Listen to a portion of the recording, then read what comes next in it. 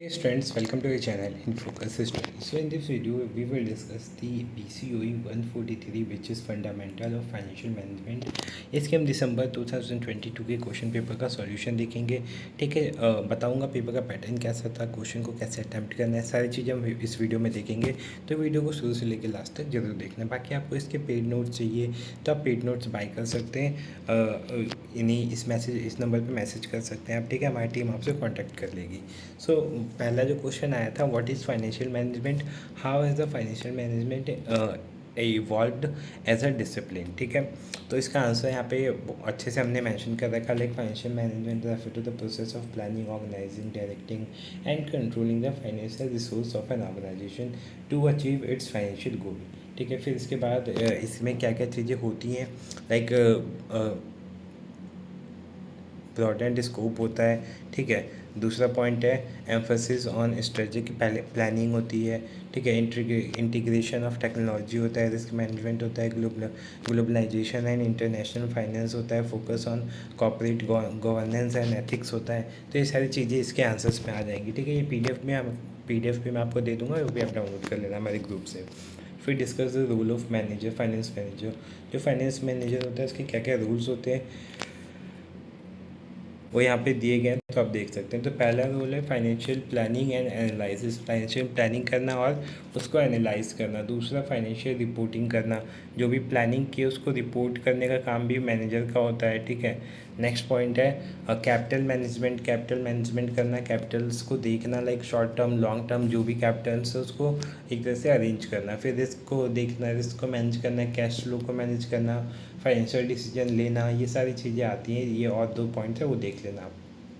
Next question जो आया था second, explain the concept of risk and return. Risk और रिटर्न बहुत इंपॉर्टेंट है ये। ठीक है, तो ये दोनों आपको करना है, रिस्क क्या होता है और रिटर्न क्या होता है। तो रिस्क क्या होता है, in the context of finance risk refer to uncertainty और variability of return associate with an investment. ठीक है, लाइक आप इन्वेस्ट कर रहे हैं तो उसमें आपको प्रॉफिट भी हो सकता है एज वेल एज लॉस भी हो सकता है, और लॉस का ही जो एक चांसेस होते हैं उसी को हम रिस्क बोलते हैं। ठीक है, फिर रिस्क के टाइप्स क्या होते हैं, मार्केट रिस्क होता है, क्रेडिट रिस्क होता है।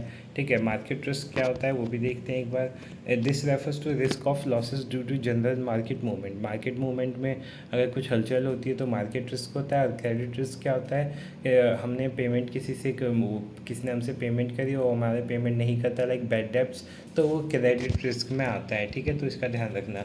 लिक्विडिटी रिस्क होता है, ऑपरेशनल रिस्क होता है, पॉलिटिकल और रेगुलेटरी रिस्क होता है। फिर रिटर्न क्या होता है, रिटर्न रेफर्स टू, अब देखो जैसे हमने बोला कि कोई हमने इन्वेस्टमेंट किया तो उस पर लॉस होने का रिस्क होता है। तो अगर लॉस नहीं हुआ, रिस्क नहीं है, तो उससे हमें क्या मिलेगा, रिटर्न मिलेगा। फिर रिटर्न के टाइप होते हैं capital gain, income return, total return.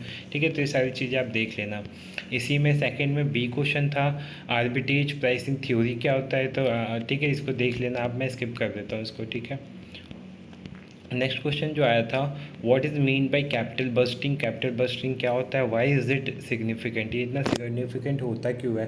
तो capital budgeting refer to the process of evaluating और selecting long term investment projects और capital expenditure that are expected to generate cash flow over an extended period. ठीक है, फिर उसके बाद इसके क्या क्या सिग्निफिकेंस है वो देख लेना आप, लाइक एलोकेशन ऑफ इसके स्केयर्स रेजोल्यूशन रिसोर्सेज, फिर लॉन्ग टर्म इम्पैक्ट करना, रिस्क को एसेस करना। ठीक है, तो ये सारे इसके पॉइंट्स है वो देख सकते हो। थर्ड क्वेश्चन पे चलते हैं अभी हम जल्दी से।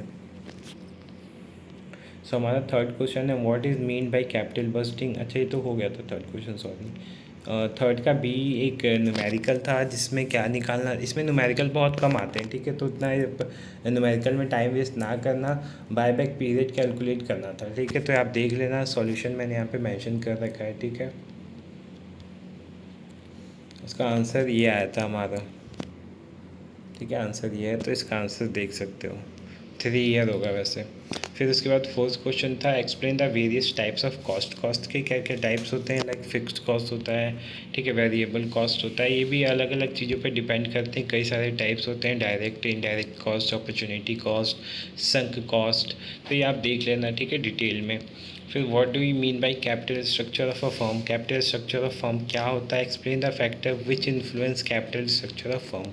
कैपिटल स्ट्रक्चर क्या होता है, कौन कौन से फैक्टर हैं जो किसी फर्म के कैपिटल स्ट्रक्चर को इफेक्ट करते करते हैं। तो capital structure of a firm refers to the way of company finance its operations through a combination of equity ownership of डेब्ट। ठीक है, दोनों को मिला के हमारा क्या बनता है, कैपिटल स्ट्रक्चर बनता है। ठीक है, बाकी इसके जो चीफ इन्फ्लुएंस है like business risk, cost of capital, profitability, industry norms, tech consideration, growth opportunities, ये सब इसको इफेक्ट करती हैं।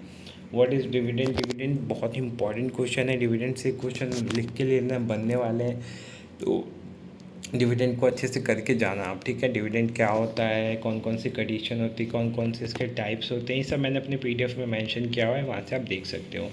Explain the gram and dot model of on relationship between dividend policy and share valuation. देखो second question जो dividend से related ही है, तो ये भी आया हुआ है क्वेश्चन। ठीक है, इसके आंसर्स यहाँ पे हैं। फिर उसके बाद explain briefly different norms forms of dividend. Dividend के टाइप्स पूछा है इनडायरेक्टली कि टाइप्स कितने होते हैं, तो वो आपको इसमें टाइप्स बताने हैं। ठीक है, 6 क्वेश्चन है, 6 का फर्स्ट। 6 का बी है कि explain different types of preference share. तो ये लॉन्ग टर्म जो हमारे सोर्स होते हैं फाइनेंस के, उसी का एक टाइप है प्रेफरेंस, इक्विटी, डिविडेंड, डिबेंचर्स। तो इन सब के टाइप्स आप अच्छे से कर लेना, जो कि नोट्स में हमारे प्रोवाइडेड है। अब preference share also known as preferred share और preferred stock are the class of share that have certain preference और advantage over common shares. These preference can vary dependent on the terms set for the company's article और association और other specific term of share issue. ठीक है, बाकी यहाँ पे types दे रखे हैं, वो आप टाइप देख सकते हो इसके। ठीक है, यहाँ पे नेक्स्ट क्वेश्चन है what is combination combined leverage. Combined leverage क्या होता है, इसको कैलकुलेट कैसे किया जाता है, फिर इसके सिग्निफिकेंस क्या होते हैं, इतना ज़्यादा इंपॉर्टेंट क्यों होता है, ये आपको बताना है। तो combined leverage refer to the combined effect of both operating leverage and financial leverage. दोनों को मिला के जो होता है वो कंबाइंड लेवरेज होता है। ठीक है, तो ये आप देख लेना। नेक्स्ट क्वेश्चन चलते हैं हम अपन लोग। न्यूमेरिकल एक क्वेश्चन आया था, 2 न्यूमेरिकल क्वेश्चन आए। ठीक है, बाकी थियोरेटिकल क्वेश्चन है, हमें 5 क्वेश्चन अटैम्प्ट करने, तो आप सोच सकते हो न्यूमेरिकल में आप टाइम वेस्ट ना करें, थ्योरी करके जाए, अच्छे मार्क्स आ जाएंगे आपके ईजिली। फिर define working capital, what is the importance of working capital. ठीक है, adequate working capital. Working capital refers to the difference between companies current asset and its current liability. जितने एसेट है, लाइक मेरे पास 10 करोड़ की एसेट्स हैं और लाइबिलिटी मेरे पे 6 करोड़ की है। ठीक है, तो जो 4 करोड़ बचे वो मेरी वर्किंग कैपिटल हो जाएगी। ठीक है, फिर इंपॉर्टेंट क्यों होता है वो आप देख लेना। ऑपरेशन कंटिन्यूटी के लिए, इन्वेंट्री मैनेजमेंट के लिए, सप्लायर और क्रेडिटर रिलेशनशिप के लिए। मान लो आपका जो वर्किंग कैपिटल है वो -1 लाख है। ठीक है, 1 करोड़ है। ठीक है, तो आपका जो रिलेशन होगा क्रेडिटर के साथ वो ख़राब होगा कैश फ्लो मैनेज करने के लिए, बिजनेस ग्रोथ या एक्सपेंशन के लिए। फिर इसी में बी क्वेश्चन था objective and function of cash management. तो यहाँ पे मैंने मेंशन कर रखा है, आप देख सकते हो। नेक्स्ट क्वेश्चन है जो कि शॉर्ट नोट्स हैं। फैक्टरिंग क्या होता है, just in time inventory management, कैपम क्या होता है, यील्ड टू मैच्योरिटी मेथड क्या होते हैं। ठीक है, तो ये सब भी आप देख लेना।